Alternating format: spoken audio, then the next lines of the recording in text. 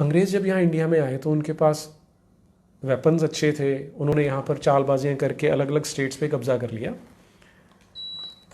अब जब उन्होंने यहाँ एक्सप्लोर करना शुरू किया तो उनको कुछ चीज़ें बड़ी इंटरेस्टिंग मिलनी शुरू हुई, जिसमें पहला एग्जाम्पल हम संस्कृत लैंग्वेज का ही ले सकते हैं।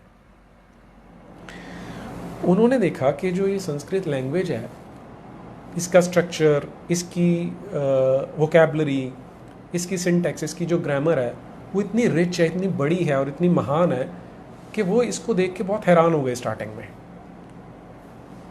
अब एक ग्रुप ऐसा था जो स्कॉलरली था, जिन्हें लगा कि इतनी महान सिविलाइजेशन में वो पहुंच गए हैं, जिनके पास इतनी डेवलप्ड, इतनी परिष्कृत लैंग्वेज है, तो वो इसको रिस्पेक्ट करने लगे। दूसरी ओर ऐसे लोग थे जिन्हें समझ में आ गया कि अगर हम संस्कृत का महिमा मंडन करेंगे तो हमारी अपनी सिविलाइजेशन को नीचा माना जाएगा, उसको इन्फीरियर माना जाएगा। तो उन्होंने संस्कृत को डाउन प्ले करना शुरू किया। अब इन दोनों का ये मानना था कि संस्कृत सुपीरियर तो है, लेकिन एक तरफ जो ऑनेस्ट वाले थे उनका ज़्यादा ज़ोर चल नहीं पाया।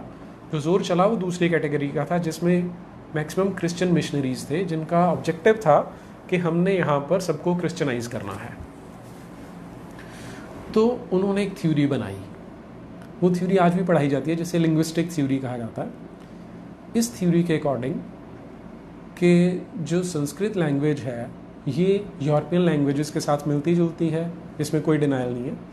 तो उन्होंने इसको एक फैमिली बना दिया, एक फैमिली ऑफ लैंग्वेजेस बना दिया, जिसे इंडो यूरोपियन लैंग्वेजेस कहा जाने लगा। तो एक तरह से उन्होंने संस्कृत को अपने साथ जोड़ लिया, ताकि वो जो गर्व होगा संस्कृत का वो यूरोपियंस के साथ भी जुड़ सके। फिर इसके बाद कुछ टाइम बाद क्या हुआ, आज से लगभग 100 साल पहले हड़प्पा और मोहनजोदाड़ो की डिस्कवरी हो गई, उनको खोद के निकालना शुरू कर दिया। अब अंग्रेज़ों के लिए एक प्रॉब्लम आ गई। वो प्रॉब्लम ये थी कि हड़प्पा और मोहनजोदाड़ो जिस संस्कृति का, जिस सिविलाइजेशन का को रिप्रेजेंट कर रहे थे, वो फिर से बहुत एडवांस थी। अगर आप हड़प्पा की जो टाउन प्लानिंग है उसे देखेंगे तो आपको पता लगेगा कि यूरोप के उस टाइम के सारे शहरों से बहुत ज़्यादा एडवांस थी वो। अब ये अंग्रेज़ों के लिए एक बार फिर से शॉकिंग था कि ऐसा कैसे हो सकता है कि जिन पे हमने कब्जा कर रखा है उनके पास इतनी एडवांस सिविलाइजेशन हो। संस्कृत तो भाषा थी, उसके लिए उन्होंने एक सिस्टम बना लिया कि इंडो यूरोपियन लैंग्वेजेस हैं, और अब यहाँ पर एक पूरे का पूरा शहर था। इनिशियली तो एक ही शहर मिला था उन्हें, आज सैकड़ों हो गए हैं। अब उनको इसके साथ भी कुछ ना कुछ एडजस्टमेंट करना था, तो उन्होंने एक थ्योरी कंस्ट्रक्ट की। इस थ्योरी को कहा जाता है आर्यन इन्वेजन थ्योरी। इस थ्योरी के अकॉर्डिंग जो आर्यंस थे वो विदेशी थे, बाहर से आए थे। अब अंग्रेज़ों ने ये इसमें थ्योरी जो बनाई वो ये थी कि या तो कहीं यूरोप से आए थे और या कहीं मिडल ईस्ट एशिया से आए थे।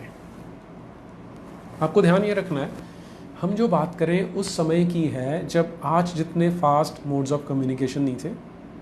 ट्रेन्स जस्ट शुरू हुई थी, कुछ टाइम हुआ था उन्हें चलते हुए। लोग ज़्यादा लंबे सफ़र पे बड़े कॉन्फिडेंटली नहीं जाते थे कि वो वापस जीवित आ जाएंगे, क्योंकि कई महीने लगते थे। आज जैसा ना जीपीएस अवेलेबल था, कोई चीज़ें अवेलेबल नहीं थी। अब मैं अगर अपने लाइफ टाइम की बात करूं, मैंने सिर्फ लैंडलाइन फ़ोन्स वाला समय देखा हुआ है, तो कम्युनिकेशन बहुत पुअर होता था।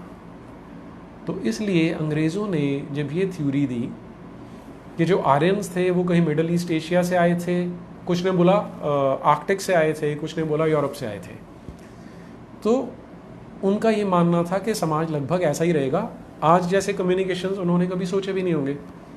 तो उन्हें क्या लगा कि हम ये थ्योरी दे देते हैं कि आर्यंस वहाँ कहीं से आए थे, और फिर उन्होंने यहाँ पर आके ये जो सभ्यता है उसको बनाना शुरू किया।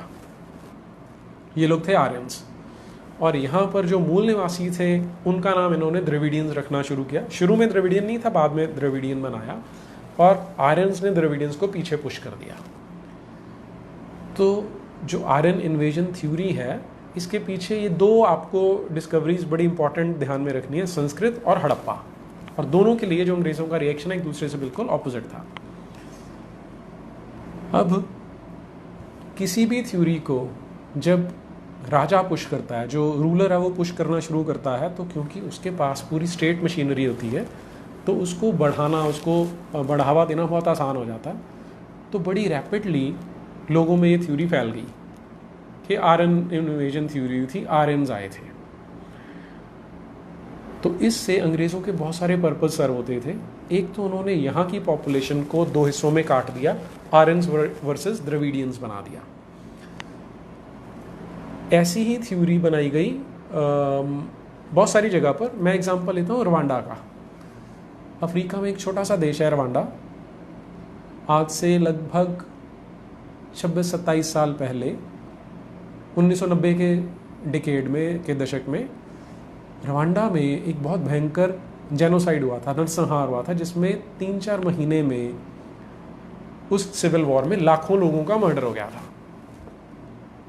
अब जो सोशल साइंटिस्ट थे वो बड़े हैरान थे कि ऐसा क्यों हुआ या कैसे हुआ कि एक ही देश में एक ग्रुप के लोगों ने दूसरे ग्रुप के लोगों को मारना शुरू कर दिया, इतनी नफरत कैसे आ गई। तो उन्होंने स्टडी करना शुरू किया कि वहाँ पर भी हिस्ट्री का जो टेम्पलेट था वो वही था जो आज हमारे देश में चल रहा है। या अभी डिटेल में हम आगे डिस्कस करेंगे। अभी आपको ये समझ में आना चाहिए कि वहाँ पर जेनोसाइड हो चुका है, हमारे देश में नहीं हुआ, लेकिन हमारे देश में उस जेनोसाइड की तैयारी आज भी चल रही है। वहाँ जब ये सोशल साइंटिस्ट्स ने स्टडी करना शुरू किया, अब आज तो ढेरों लोग वहाँ पर थीसिस कर चुके हैं। ये एक्सेप्टेड फैक्ट है कि वहाँ पर जो कॉलोनियल्स थे, पहले बेल्जियंस और बाद में जर्मन्स, उन्होंने हिस्ट्री ऐसी क्रिएट की कि जो लोकल पॉपुलेशन थी उसको दो कैटेगरीज में परमानेंटली लेबल कर दिया। एक हुटू थे और एक टूटसी थे। एक लगभग 80%, दूसरे लगभग 20%। उन्होंने थ्योरी ये कल्टीवेट की कि जो 20% वाले हैं ये नॉर्थ रवांडा से इन्होंने इन्वेड किया। जैसे इंडिया में कहा जाता है कि नॉर्थ से आके इन्वेड किया, वैसे ही रवांडा में भी नॉर्थ से इन्वेड किया। जो यहाँ की लोकल पॉपुलेशन थी उनका रंग ज़्यादा डार्क था, ज़्यादा गहरा था। इन्होंने उन पे कब्ज़ा किया क्योंकि ये ज़्यादा चालाक थे, उनको नीचे पुश कर दिया और फिर उन पे उनके रिसोर्सेज पे कब्ज़ा कर लिया। अब ये एग्जैक्टली वैसा ही टेम्पलेट है जो हमारे देश में है। लोग, बच्चों को ये बताया जा रहा है कि ब्राह्मण्स बाहर से आए थे, गोरी चमड़ी वाले थे, यहाँ के लोगों पे कब्ज़ा किया। ब्राह्मण बड़े धूर्त थे, चालाक थे और उन्होंने लोकल पॉपुलेशन को साउथ में पुश कर दिया। ये टेम्पलेट जो रवांडा में था वो यहाँ पे चल रहा है, कॉलोनियल टाइम से चल रहा है।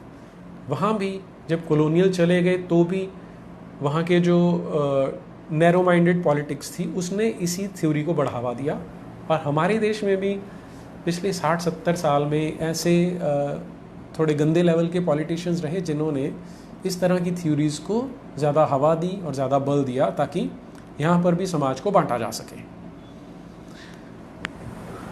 अब यहाँ कमाल की चीज़ एक और जो आती है कि NCERT की जो बुक्स हैं वो इस आर्यन इन्वेजन थ्योरी को पुश करने के लिए किताबों को कैसे यूज़ कर रही हैं, उसके मैं आपको 2 एग्जांपल देता हूँ। आज हमारे देश में जो हम सो कॉल्ड लोअर कास्ट जिनको कह सकते हैं, जिन्हें हम शेड्यूल कास्ट कहते हैं, हालांकि नाम बड़ा गलत है, नहीं होना चाहिए, उनके नाम पर जो पॉलिटिक्स की जाती है उसमें सबसे बड़ा नाम लिया जाता है डॉक्टर भीमराव रामजी अंबेडकर का। उनके अलावा फिर कुछ छोटे मोटे लोग हैं, जैसे एक साउथ में पेरियार नाम का एक व्यक्ति था, रामास्वामी नाइकर उसका ओरिजिनल नाम था, उसे यूज़ किया जाता है। एक ज्योतिराव फूले हैं, उसका नाम लिया जाता है। कभी भी जब ये दलित नाम की पॉलिटिक्स करनी होती है तो इनके नाम लिए जाते हैं, लेकिन सबसे बड़ा नाम बाबा साहब भीमराव अंबेडकर का है। अब इसमें कमाल की चीज़ जो NCERT की किताबों में वो क्या है, यहाँ पर जब 8वीं क्लास में बच्चों को पढ़ाया जाता है सोशल रिफॉर्मर्स के बारे में, तो उसमें डॉक्टर अंबेडकर को पढ़ाया जाता है, रामास्वामी नाइकर को पढ़ाया जाता है, ज्योतिराव फूले को पढ़ाया जाता है। लेकिन यहाँ पर कॉन्ट्राडिक्शन या चालाकी कहाँ करते हैं उसे समझिए आप। जब तो ज्योतिराव फूले की बारी आती है तो उनके पूरे बड़े बड़े 3 पैराग्राफ डाले हैं जिसमें वो कहते हैं कि जो आर्यंस थे जो ब्राह्मण्स हैं वही आर्यंस हैं, ये बाहर से आए थे, इन्होंने यहाँ पे कब्जा किया और यहाँ के लोगों के ऊपर अत्याचार किए। ऐसे ही रामास्वामी नायकर पे लगभग एक पूरे का पूरा पेज है जिसमें इसी थ्योरी को बताया जाता है कि रामास्वामी नायकर ये बोलता था कि जो ब्राह्मण थे वो विदेशी थे, उन्होंने यहाँ पे आके कब्जा किया, फिर यहाँ पर उन्होंने आके ग्रंथ लिखे और जिसमें रामायण महाभारत वगैरह ये ग्रंथ लिखे उन्होंने, और यहाँ के लोगों को प्रताड़ित किया, उनका शोषण किया, उनके साथ डिस्क्रिमिनेशन की और फिर यहाँ पर कब्जा कर लिया। इन दोनों को बहुत डिटेल में बताते हैं। लेकिन डॉक्टर अंबेडकर के बारे में उनके आर्यन इन्वेजन थ्योरी पे क्या विचार थे वो नहीं बताते। मैंने इन तीनों को बड़े ध्यान से स्टडी किया है। अब यहाँ कमाल की चीज़ क्या है कि डॉक्टर भीमराव अंबेडकर, जिन्हें डॉक्टर भीमराव रामजी अंबेडकर कहते हैं, ये सबसे बड़े स्कॉलर्स इन सब में से। मतलब अगर आप स्कॉलरशिप लेवल की बात करें तो डॉक्टर भीमराव अंबेडकर की खासियत ये थी कि वो जो कुछ बोलते थे बिल्कुल डंके की चोट पे बोलते थे, एकदम स्पष्ट बात करते थे। अब वो क्योंकि विदेश में पढ़ के आए थे तो उन्हें विदेशियों की जो स्कीम्स थी उनके बारे में काफ़ी हद तक पता था। तो उन्होंने आर्यन इन्वेजन थ्योरी के बारे में क्या बताया वो मैं आपके साथ शेयर करता हूँ। उन्होंने कहा कि वैसे ये जो वेस्ट के लोग हैं, जो पश्चिम के स्कॉलर्स हैं सॉरी, उन्होंने लिखा कि ये जो वेस्ट के स्कॉलर्स हैं वैसे इनकी स्कॉलरशिप पे कोई शक नहीं होता, बहुत मेहनत करते हैं, बहुत फैक्ट्स इकट्ठे करते हैं और फिर उस बेसिस पर ये स्कॉलरशिप को प्रूव करते हैं। लेकिन आर्यन इन्वेजन थ्योरी के केस में इनकी स्कॉलरशिप ज़ीरो है, 100% फेलियर है, क्योंकि यहाँ पर इन्होंने उल्टा काम किया है।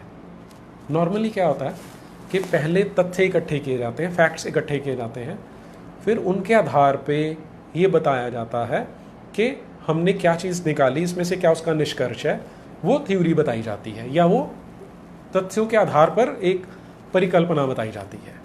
लेकिन आर्यन इन्वेजन थ्योरी के केस में बिल्कुल उल्टा है कि पहले अंग्रेज़ों ने थ्योरी बना ली, फिर फैक्ट्स को उठा के उसके अंदर फिट करना शुरू कर दिया। ये डॉक्टर अंबेडकर के अपने वर्ड्स हैं। अब एनसीईआरटी ने क्यों नहीं डाले? क्योंकि अगर वो ये सच डाल देंगे तो ये जो हमारे देश को तोड़ने वाली पॉलिटिक्स है, जो एजुकेशन के थ्रू, जो किताबों के थ्रू भी की जा रही है, वो ख़त्म हो जाएगी। इसलिए डॉक्टर साहब के, डॉक्टर भीमराव रामजी अंबेडकर के ये विचार हमारे बच्चों को नहीं पढ़ने दिए जाते कभी भी। मैंने जब इस पे ऑब्जेक्शन रेज किया, मेरा ऑब्जेक्शन ये था कि आप हिस्ट्री पढ़ाते हैं तो हिस्ट्री का मतलब ये होता है कि जो हिस्टोरिकल फैक्ट्स हैं आप वो पढ़ाएंगे, झूठ नहीं पढ़ा सकते। तो ये मेरे पास एनसीईआरटी का जवाब आया, ये लगभग 200 पेजेस का उनका रिप्लाई है मेरे पास। मैंने उनसे कहा था कि आप ये जो पढ़ा रहे हैं ये आप झूठ पढ़ा रहे हैं, क्योंकि जो ज्योतिराव फूले थे वो एक क्रिश्चियन मिशनरीज़ के स्कूल में पढ़े हुए थे, इसलिए उनका भी ब्रेन वॉश था, उन्होंने आर्यन इन्वेजन थ्योरी को मान लिया। और जो रामास्वामी नायकर था वो तो एक पॉलिटिशियन था और वो भी बड़े घटिया लेवल का पॉलिटिशियन था कि ये लोग आर्यन इन्वेजन थ्योरी को बता रहे थे तो इनकी तो वैसे ही समझ कम थी, ये तो कभी भी सच बता ही नहीं पाए क्योंकि इनके पास सच था ही नहीं। तो आपने इनको बताया लेकिन बाबा साहब को नहीं बताया, ऐसा क्यों? तो उनका रिप्लाई ये आता है कि हमने बच्चों को ये बताना था कि रामास्वामी नायकर के क्या विचार थे और ज्योतिबा फूले के क्या विचार थे, इसलिए हमने ये उसमें डाले हैं। तो इस तरह से झूठ का सहारा लेकर बीते 15 साल से हमारे बच्चों को झूठ पढ़ाया जा रहा है और उसी के थ्रू देश को तोड़ा जा रहा है। आप एक और चीज़ कभी नोटिस करके देखिएगा, हाँ, यहाँ पर किसी का मैसेज आ रहा मेरे पास कि डॉक्टर बी आर अम्बेडकर की कौन सी किताब है।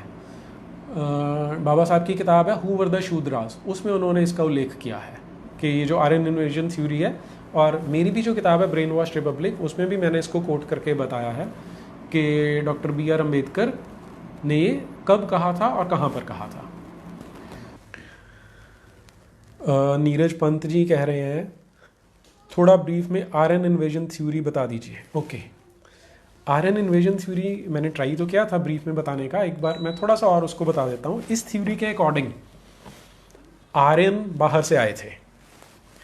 अब इसमें जो सबसे कमाल की चीज़ है वो मैं आपके साथ शेयर करता हूँ क्योंकि ब्रीफ में ही करना है। आज मेरे कुछ और मित्र हैं जो हिस्ट्री को चाहते हैं कि बिल्कुल सच्ची बताई जाए, तो हमारी ओर से एक बिल्कुल ओपन चैलेंज है, एक घोषणा है कि कोई भी व्यक्ति अगर आर्यन इन्वेजन थ्योरी को सच प्रूव कर देता है तो 2 करोड़ रुपए का इनाम है हमारी ओर से उसके लिए। इससे ज़्यादा कॉन्फिडेंस शायद कोई नहीं दे सकता। आर्यन इन्वेजन थ्योरी की सबसे बड़ी प्रॉब्लम यह है कि थ्योरी है जिसके लिए इनके पास एविडेंस कोई नहीं है, ना कोई साइंटिफिक एविडेंस ना आर्कियोलॉजिकल एविडेंस। अभी जैसे राखी गढ़ी की बात की, अब आपको एक और इसका रीज़न बताता हूँ आर्यन इन्वेजन थ्योरी मिशनरीज के लिए क्यों ज़रूरी है। बाइबल एक ऐसी किताब है, मिशनरीज का मानना है कि एक गॉड द्वारा लिखी गई किताब है, जबकि ऐसा कतई नहीं है। अगर हम इसको एनालाइज करके चलें तो किसी की रिलीजियस सेंटिमेंट्स को हर्ट करने का उसमें कोई नहीं है। बाइबल के अकॉर्डिंग जो सारी दुनिया शुरू है वो 6000 साल पहले शुरू हुई है, लेकिन अभी जो राखी गढ़ी का जो हरियाणा में ही साइट मिला है, आर्कियोलॉजिकल साइट है वो सरस्वती सभ्यता का, वही 6000 साल पुराना है। तो ये बाइबल को अपने आप ही झूठा कर देता है। अब अगर बाइबल झूठी हो जाती है तो मिशनरियों की दुकान बंद हो जाती है। इसलिए झूठ बोल के, धोखा देकर मिशनरियों के लिए अपनी दुकान चलाना ज़रूरी है। तो वो आर्यन इन्वेजन थ्योरी को खड़ा करके रखना चाहते हैं। और अगर कोई भी ऑनेस्ट सरकार एक सच्ची किताब लिख देगी हिस्ट्री की, तो ये आर्यन इन्वेजन थ्योरी उसी दिन ख़त्म हो जाएगी और अगले 15 साल में आर्यन इन्वेजन थ्योरी का नाम लेने वाला भी कोई नहीं बचेगा। दूसरी चीज़, अभी जो आर्यन इन्वेजन थ्योरी हमारे बच्चों को पढ़ाई जा रही है एनसीईआरटी किताबों में, उसके अकॉर्डिंग जो आर्यन बाहर से आए जिन्होंने हिंदुस्तान पे कब्जा किया, ब्राह्मण कह लीजिए या आर्यन कह लीजिए, वो आए आज से लगभग 3500 साल पहले, यानी 1500 BC में। अब यहाँ आने के बाद उन्होंने वेद लिखे क्योंकि संस्कृत उनकी भाषा थी, और उन्होंने यहाँ के लोगों पे कब्जा करना शुरू कर दिया। इसमें सबसे बड़ी प्रॉब्लम ये है कि जो वेद हैं उनमें सरस्वती नदी का बहुत बार उल्लेख आता है और ये बताया जाता है कि अमृत तमे नदी तमे की सबसे बड़ी नदी है जिसे हम माँ की तरह पूजते हैं। अब अगर ये आर्यन जो आए थे, कहीं बाहर से आए थे आज से 3500 साल पहले, तो उनके इस 3500 साल आने से लगभग 2000 साल पहले जो सरस्वती नदी है वो लुप्त हो चुकी थी। तो अगर इस झूठ को आपने सस्टेन करना है आर्यन इन्वेजन को, तो आपको ये मानना पड़ेगा कि कहीं पर आर्यंस रहते थे जहाँ पे संस्कृत का नामो निशान नहीं है, जहाँ पे कोई सभ्यता नहीं है। वो वहाँ से चलते हुए यहाँ आते हैं, यहाँ पर एक सभ्यता है जिसके पास कोई भाषा नहीं है, तो उनके पास भाषा है लेकिन सभ्यता नहीं है, वो यहाँ आ रहे हैं। यहाँ पे सभ्यता है जिसके पास भाषा नहीं है, वो यहाँ पे सभ्यता का नाश करते हैं और फिर अपनी नई भाषा बनाते हैं और उस भाषा में ग्रंथ लिखते हैं। उन ग्रंथों में ऐसी नदी का उल्लेख है जो 2000 साल पहले खत्म हो चुकी है। ऐसा कभी पॉसिबल है क्या? इनमें एक भी चीज सस्टेनेबल नहीं है। ये है आर्यन इन्वेजन थ्योरी, अगर ब्रीफ में बताना है, क्योंकि वैसे तो आर्यन इन्वेजन थ्योरी पे भी हम 2 घंटे का लेक्चर रख सकते हैं।